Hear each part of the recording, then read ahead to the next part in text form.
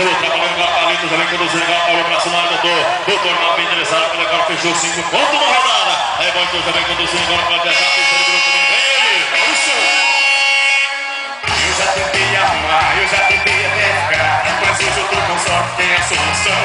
Vou resolver a minha vida de uma vez por todas. Vou colocar meu coração. Aí vem Maurício, autorizou também, Nero, para marcar Zé Mar também. Já vem conduzindo agora Nero, já autorizou também, quero você, Zé Mar. Olha o beijando, Zé Mar. Já vem trabalhando agora, pode deixar, quero você, Zé Mar. Pode deixar agora, pista liberou também. Já vem conduzindo agora, Cláudio Pitbull, na boca do Pitbull, agora tá autorizado.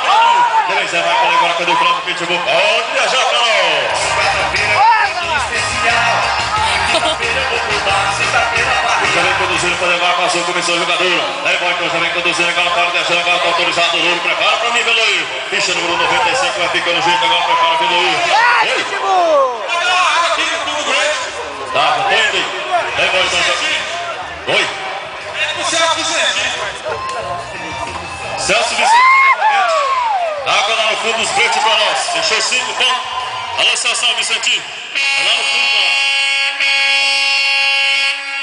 lá no Brete de Souta, providenciar uma água para nós lá, por gentileza. Celso Vicentinho. Aí, bom, então já vem com